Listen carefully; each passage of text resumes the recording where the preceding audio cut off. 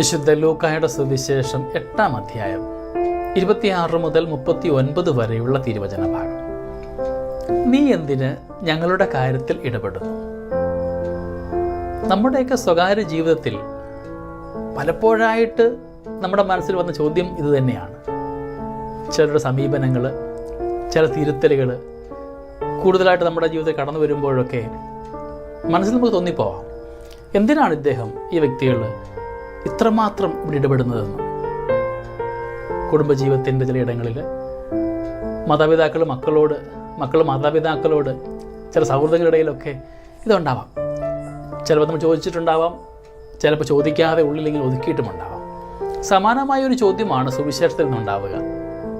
ശവക്കല്ലറിൽ ജീവിച്ചിരുന്ന, വസ്ത്രമില്ലാതിരുന്ന ഒരു വ്യക്തി ഈശോയോട് ചോദിക്കുന്നു, ദൈവപുത്ര, നീ എന്തിനാണ് എൻ്റെ കാര്യത്തിൽ ഇടപെടുന്നതെന്ന്.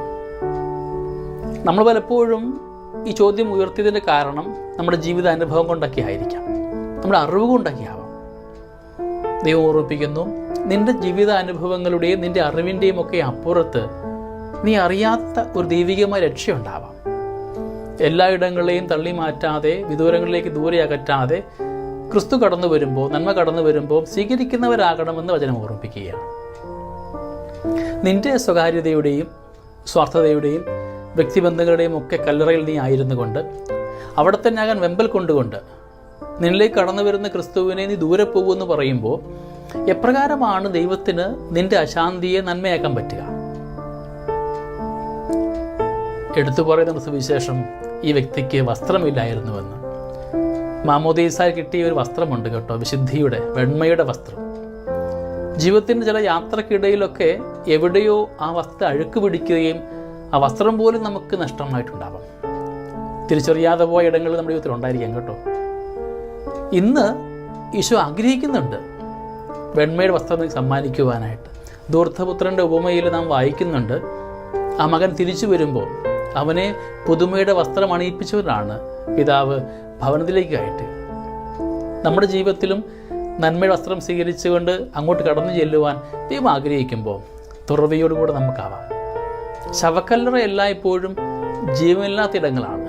ജീവൻ നഷ്ടമായ ഇടങ്ങളിലായി വ്യാപരിക്കാതെ ആയിരിക്കാതെ ജീവനുള്ളവരാകുവാൻ, നന്മയുടെ പുതുജീവൻ സ്വീകരിക്കുന്നവരാകുവാൻ തീരുമാനമെടുക്കാം.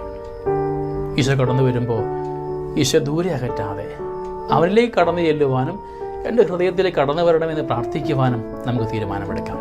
എല്ലാ കുറവുകളെയും ജീവിത ഇടങ്ങളെയും ഒക്കെ ആത്മാവിൽ കാഴ്ചവെച്ചുകൊണ്ട് നമുക്കിതിനും അനുഗ്രഹമാക്കുകയും ചെയ്യാം. ദൈവം അനുഗ്രഹിക്കട്ടെ.